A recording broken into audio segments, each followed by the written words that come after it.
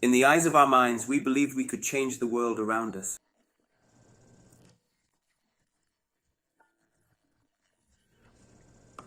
After a while, we joined the Unitarians in search of some inner community, but in the end, it wasn't found.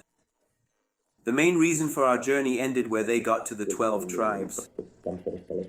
Let me skip to the very end of it again, because the introduction and conclusion are like personal messages.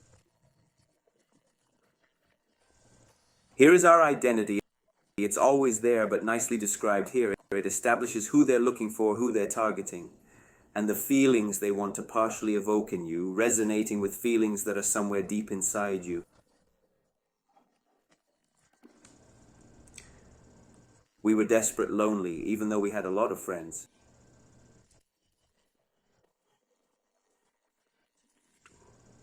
Some of us were successful at what we did. Others were complete failures.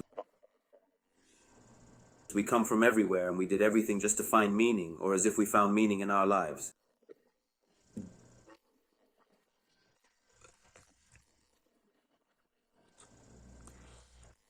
But no matter what we did, we still felt dirty inside. We were scattered, internally broken by the effect of mistrust. We were in relationships looking for acceptance, money, and things that could bring us comfort. Some of us had dreams of a better life, but most of us were just trying to survive. We had to live in compromise and agree to things that were not ideal. We were lost, scattered, without direction or a compass. We were doing our own thing, but then we heard a voice that spoke directly to us. It showed us the emptiness of our lives. This voice seemed to connect with the longing we've had throughout our lives.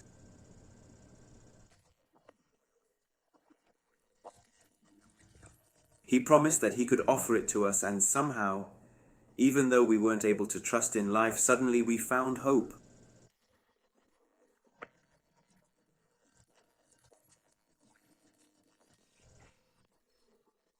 From people, the environment, going into a community to cleanse our conscience.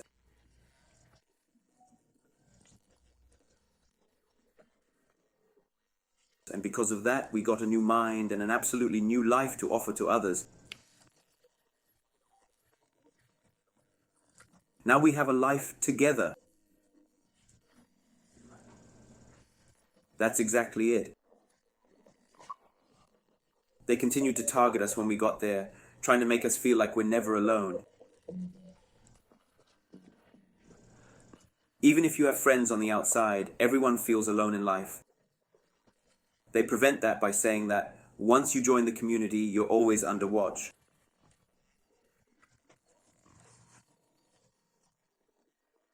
There are more options for those wanting constant company. For example, you could go to prison. You're never alone there either, but I don't know if that's preferable. Maybe prison is better than the 12 tribes in some ways. That's from the magazine Remedies, and they had a really funny magazine called Alien End, like an extraterrestrial ant. It's a fun story about an alien ant, a parody of scientists, but the important thing is, there are a lot of other articles in there, and that part is generally about science. That's why I want to read it. Here's the first part. The article is on page 22, and it's called Taking Destiny into Our Hands.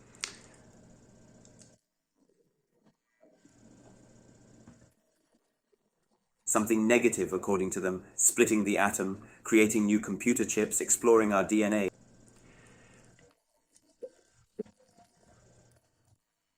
One frontier after another is simply crossed, and it comes at a huge cost to all of humanity.